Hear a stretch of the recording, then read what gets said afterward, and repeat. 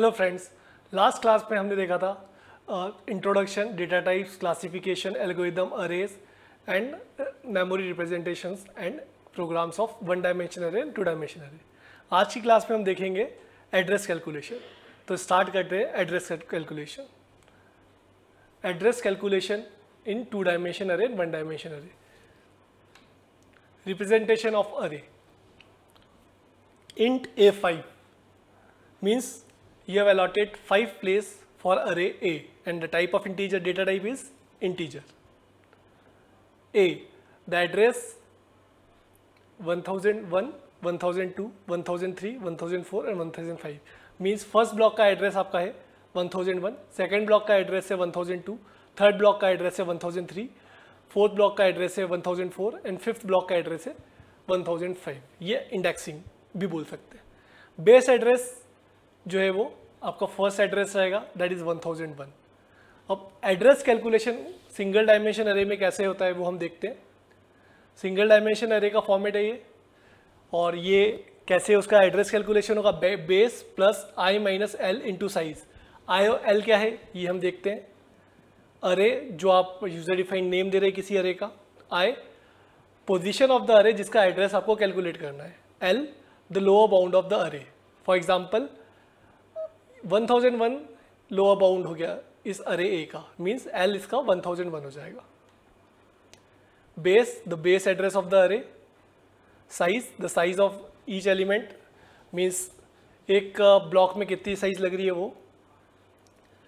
और length of the अरे upper bound minus lower bound plus 1। You stand for upper bound, L stand for lower bound.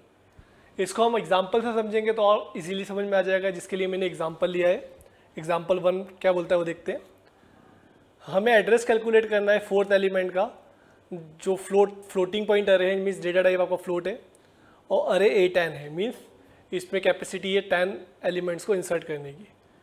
ठीक, और C program में इसका implementation हुआ है। वो बेस एड्रेस इसका है 1000, मीन्स लोअर बाउंड इसका 1000 हो जाएगा। फिर base address is equal to 1000, I3 कैसे, आप फोर्थ एलिमेंट निकाल रहे हैं। फोर्थ एलिमेंट आपका आएगा 0, 1, 2, 3 एंड, तो फोर्थ एलिमेंट आपका आएगा 3 पोजीशन पे। A0 पे फर्स्ट, A2 पे, A1 पे सेकेंड एलिमेंट, A2 पे थर्ड एलिमेंट एंड A4 पे, A3 पे फोर्थ एलिमेंट। साइज आपको पता होना चाहिए, फ्लोटिंग का C में होता है 4 बाइट्स का, तो साइज हो जाएगा 4। लोअर बाउंड 0 से स्टार्ट करते हैं तो L is equal to 0 and upper bound इसका हो जाएगा 9, क्योंकि वो 0 से लेके 9 तक चलेगा। देन अब फॉर्मूला लगाते हैं, जो आपने फॉर्मूला देखा था। फॉर्मूला आपने लिखा array AI is equal to base plus I minus L into size. तो आपको निकालना है थर्ड एलिमेंट, मीन्स आई की वैल्यू आपकी 3 हो गई है। बेस एड्रेस आपको देके रखा है 1000, तो बेस एड्रेस आपने 1000 ले लिया है। आई की वैल्यू 3 है, लोअर बाउंड 0 है। फॉर्मूला पुट कर रहे हैं तो 1012, मीन्स जो आपका फोर्थ एलिमेंट है वो उसका एड्रेस रहेगा 1012। एक और एग्जांपल से समझते हैं और क्लियर हो जाएगा। एड्रेस आपको पता करना है जिसमें आई की वैल्यू है -2, मीन्स इस पोजीशन पे, और ये है इंटीजर टाइप, अरे है इंटीजर टाइप, और ये आपका इंडेक्सिंग देके रखी हुई है -4 से लेके +4 तक। The base address is 2000 and calculate the length of अरे। अरे का लेंथ भी कैलकुलेट करना है और एड्रेस भी कैलकुलेट करना है। पिछले वाले में आपको लोअर बाउंड नहीं देके रखा था, तो आपने बाय डिफॉल्ट 0 चूज कर लिया था।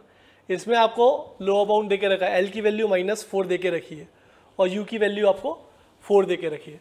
यहाँ पे भी आपको यू की वैल्यू नहीं देके रखी थी, तो आपने 9, जो यहाँ से आप निकाल सकते थे अपर बाउंड 0 to 9 जाएगा, तो 9 इसका अपर बाउंड हो जाता। तो क्वेश्चन आपको समझना है कि उसमें एल और यू कैसे देके रखा है।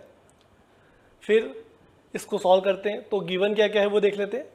2000 बेस एड्रेस है, साइज इंटीजर है, इंटीजर का सी में होता है 2 बाइट्स, तो ये इसका 2 साइज हो जाएगा।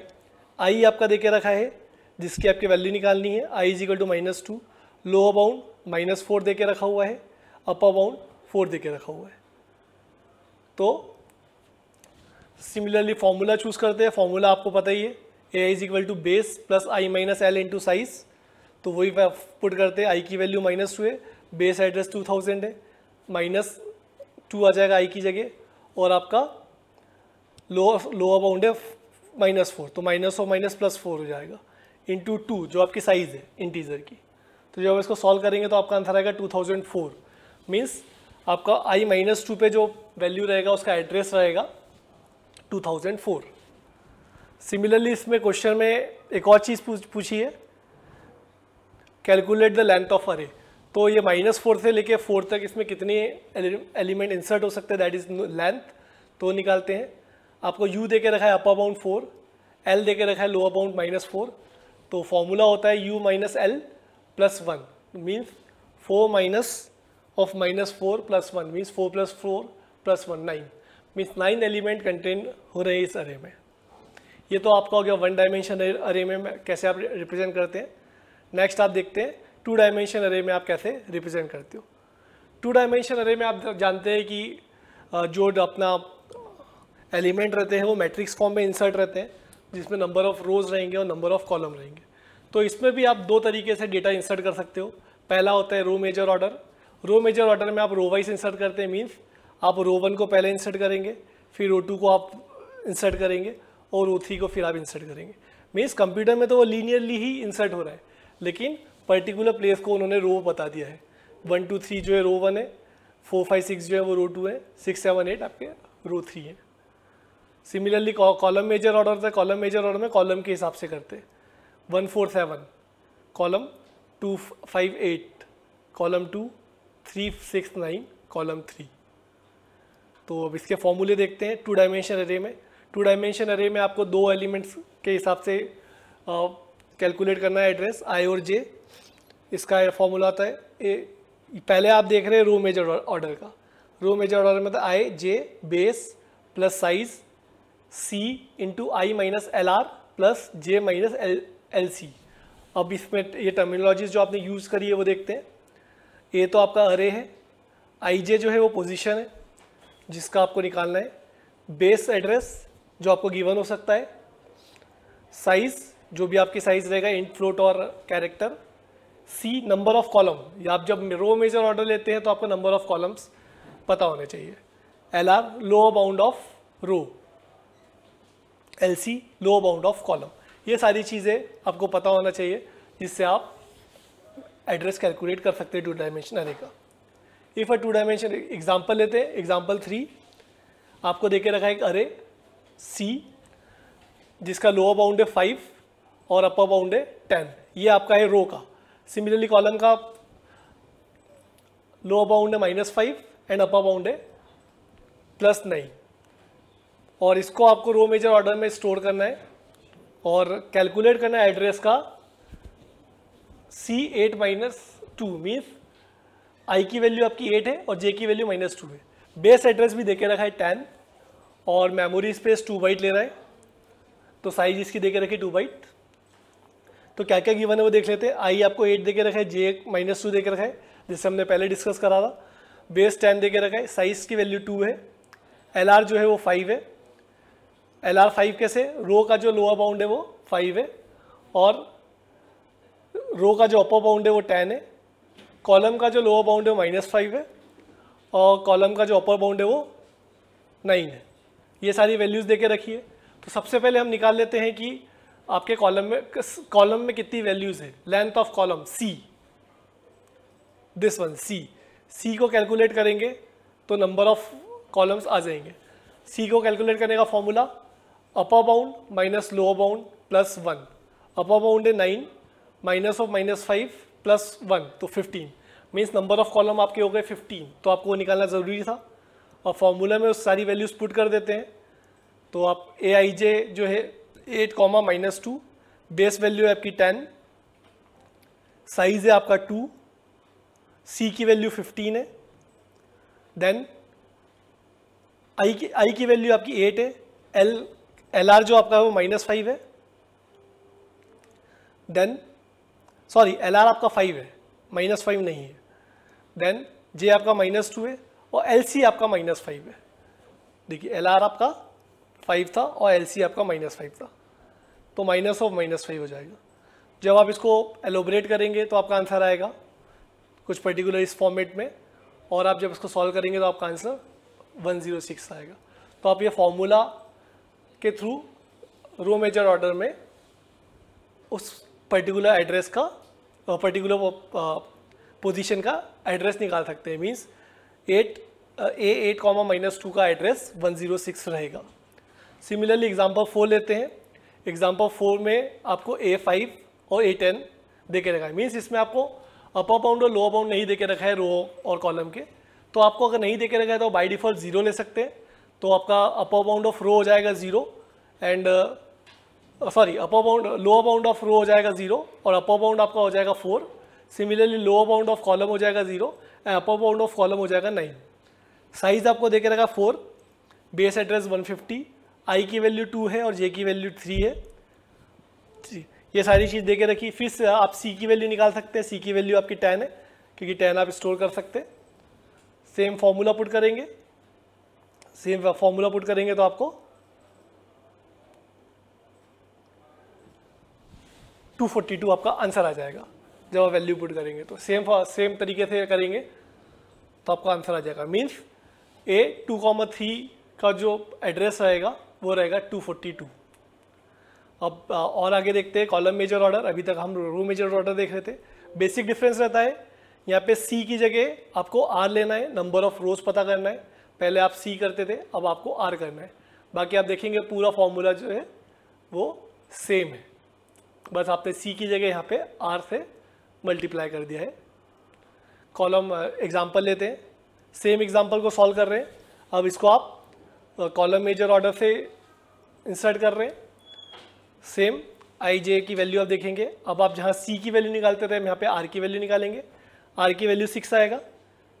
10 - 5 + 1 = 6। तो जब आप वैल्यू पुट करेंगे तो आपका 52 आंसर आएगा। आप देखेंगे दोनों के आंसर अलग अलग हो सकते हैं।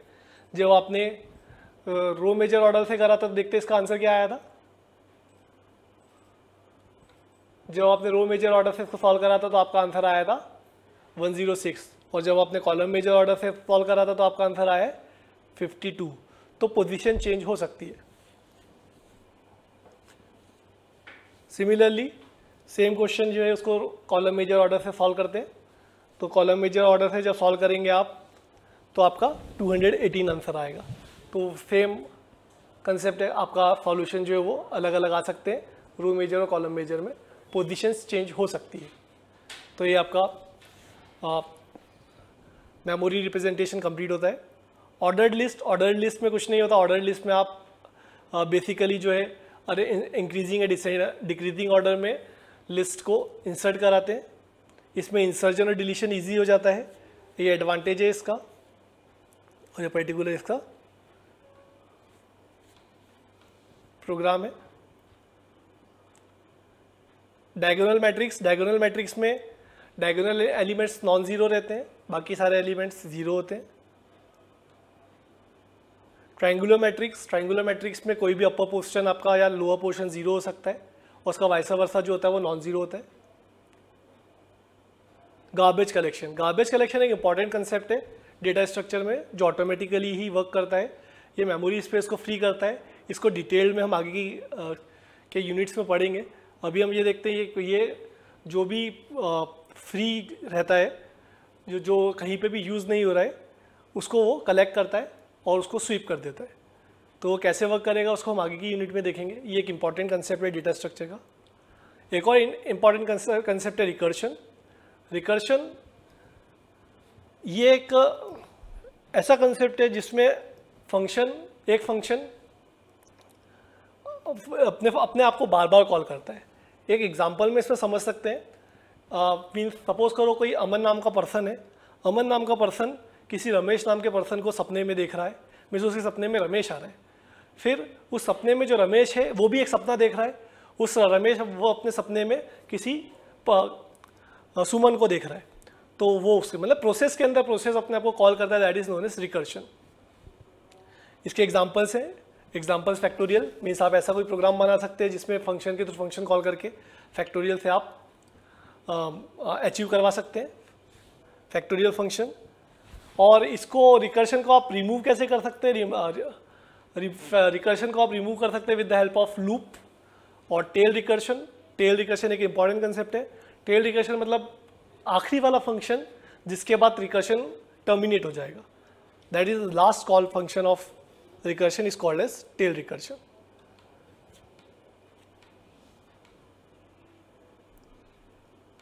तो ये और रिकर्शन का एक बहुत अच्छा एग्जांपल होता है टावर ऑफ हनोई। तो टावर ऑफ हनोई हम समझते क्या होता है, ये एक 19th सेंचुरी में एक बहुत इंपॉर्टेंट गेम था, मीन्स बहुत फेमस गेम था, जिसमें आप पजल एक रिंग्स को एक ए से सी में ट्रांसफ़र करते थे कुछ रूल्स के हिसाब से। और ये जो इसमें एक बहुत एक एंशिएंट टेम्पल है ब्रह्मा जी का, उस टेम्पल में जो है 64 गोल्डन रिंग्स हैं और वो इस रिंग्स में ऐसा है 64 रिंग्स में मतलब जिसकी डायमीटर ज़्यादा है वो सबसे नीचे है, वो डिसेंडिंग ऑर्डर्स में ऊपर चलते चले जा रहे हैं। और ऐसा बोलते हैं अगर ये किसी ने भी एक से तीसरे वाले में शिफ्ट कर दिया तो इस दुनिया का नाश, पूरी दुनिया ख़त्म हो जाएगी। तो अगर आपको दुनिया ख़त्म करना है तो आप उस टेम्पल जा सकते हैं। अब ये क्या रूल बोलता है वो देखते हैं। इनका ऐसा कहना है कि आपको जो है 3 नीडल देके रखा होगा ABC और कुछ पर्टिकुलर डिस्क देके रखेंगे, नंबर ऑफ डिस्क। यहाँ पे 3 डिस्क का एग्जांपल से समझा रहे हैं। नीचे सबसे जो नीचे वाली डिस्क है उसका डायमीटर सबसे ज़्यादा होगा, उससे ऊपर जो डिस्क है वो उसका डायमीटर उससे कम होगा, और उससे ऊपर जो रहेगा उससे उसका डायमीटर कम रहेगा। मीन्स ज़्यादा डायमीटर वाली जो डिस्क है वो कम डायमीटर वाले के ऊपर नहीं आ सकते। तो ये एक रूल है इसका। दूसरा रूल ये बोलता है कि केवल एक बार में केवल एक ही नीडल को आप डिस्क को आप मूव कर सकते हो। फॉर एग्जांपल अगर मुझे यहाँ से ए से बी में कुछ इंसर्ट कराना है तो मैं केवल एक ही को करा सकता हूँ, और ये स्टैक के कंसेप्ट पे वर्क करता है। मीन्स सबसे ऊपर वाली जो डिस्क है वही यहाँ पे मूव करेगी। तो आपको क्या करना है, ए से लेके सी पे आपको ट्रांसफ़र करना है with the help of B. तो वो कैसे करते देखते हैं। सबसे पहले मैं सबसे छोटी वाली डिस्क को मैं सी पे ले जाता हूँ, फिर उसके बाद मैं सी वाली जो डिस्क है वो ये वाली ए वाली जो डिस्क है वो बी पे ले जाता हूँ, जो ऊपर वाली डिस्क बची है ए की। तो यहाँ पे आपका बी पे आ गया, मीन्स तीनों पे एक एक नीडल हो गया। अब इस सी वाली डिस्क को मैं बी पे ले जाता हूँ, फिर ए वाली डिस्क को मैं सी पे ले जाता हूँ, फिर वापस से मैं इसको ए पे ले जाऊँगा और बी वाली में सी पे ले जाऊँगा, फिर लास्ट में ए वाले में सी पे ले जाऊँगा। तो ये मेरा फाइनल ऑब्जेक्टिव अचीव्ड हो गया। तो ये टावर ऑफ हनोई का कंसेप्ट है जो रिकर्शन को यूज़ करता है, बार बार अपने आपको कॉल कर रहा है। ये सारे मूव्स थे जो मैंने लिए, A to C, A to B, ठीक है। अब इसमें सबसे मिनिमम नंबर ऑफ जो है स्टेप्स कितने लगे, 7 स्टेप्स इस पे लगे। इससे कम स्टेप में ये सॉल्व नहीं हो सकता था, इससे ज़्यादा स्टेप में आप कर सकते हो अगर भटक जाओ तो, लेकिन सबसे कम स्टेप्स इसके लगेंगे 7। तो और नंबर ऑफ स्टेप्स से इन्होंने ट्राई करा तो इन्होंने दिखाया कि अगर एक डिस्क होगा तो एक मूव में सॉल्व हो जाएगा, 2 डिस्क होगा तो 3 मूव्स में सॉल्व हो जाएगा, 3 डिस्क होगा तो 7, जैसे हमने एग्जांपल देखा था ये वाला 3 डिस्क में 7 में सॉल्व हो जाएगा, 4 डिस्क होगा तो 15 में सॉल्व हो जाएगा, 5 डिस्क होगा 31 में, 6 डिस्क होगा तो 63 में। तो सॉल्यूशन सबके निकाले गए हैं और एक जनरलाइज फॉर्मूला इसका लिख दिया है, जिसका फॉर्मूला है 2 to the power n-1, जिसमें n है रिस्पेक्टिव डिस्क।